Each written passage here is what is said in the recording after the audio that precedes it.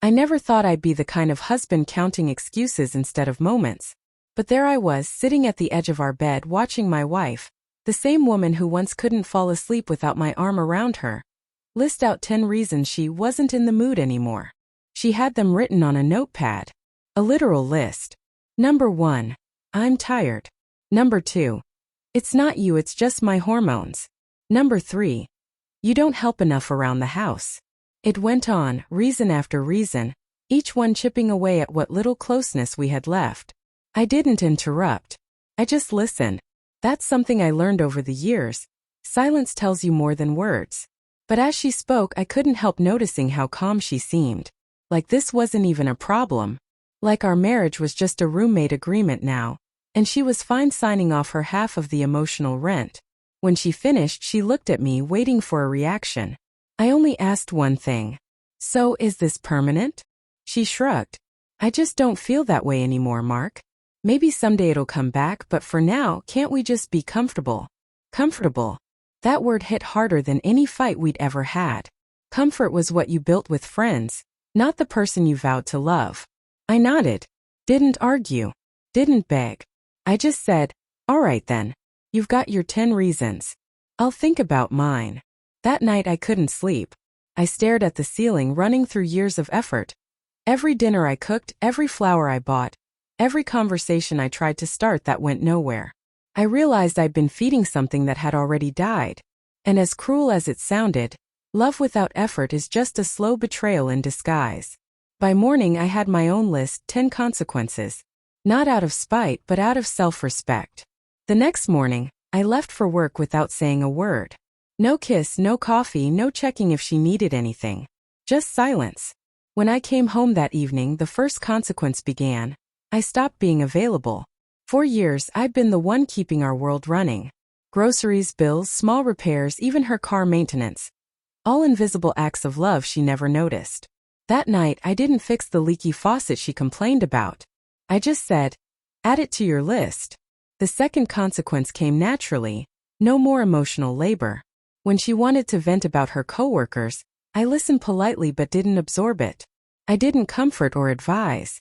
I treated her words like background noise, the same way she treated my affection. The third one hurt the most. I stopped reaching out. No good morning texts, no gentle touches on her shoulder as I passed by. Nothing. The house felt colder, but not as cold as her indifference had been. She noticed it within days. By the end of the week, she asked, "Why are you acting distant?" I smiled slightly. "You wanted comfortable, right? I'm just getting comfortable." It wasn't anger driving me anymore. It was awareness. Years of chasing her emotional warmth had left me hollow. So I decided to fill that space with boundaries. I focused on my health, went back to the gym, reconnected with old friends, spent more time outside the house. That was consequence number 4. My attention no longer belonged to her by default. By consequence 5, I stopped including her in my plans. No dinner invitations, no shared shows, no weekend ideas. The silence that used to scare me now became my ally. It gave me peace, something I hadn't felt in a long time. When she finally confronted me, voice trembling, she said, "I feel like you're punishing me." I met her eyes and replied calmly, "No, I'm just giving you what you asked for. A life without intimacy in every form." That was when the fear hit her. Because she finally understood, intimacy isn't just about touch. It's about effort, attention, and connection. And she had killed all 3. By the second week, my silence had a weight of its own. It wasn't the Cold War kind. It was calm, intentional.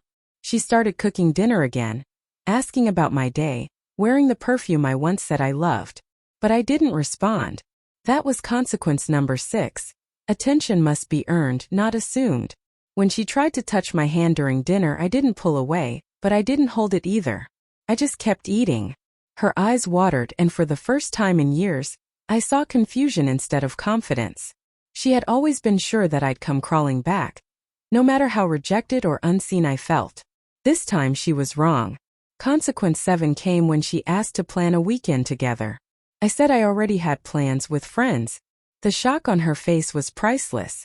She'd grown so used to being my entire world that she forgot I could build one without her. Consequence 8 came quietly. I stopped defending her. When mutual friends asked how things were, I didn't protect her image or cover her coldness with polite lies. I just said, "We're figuring things out," and left it at that.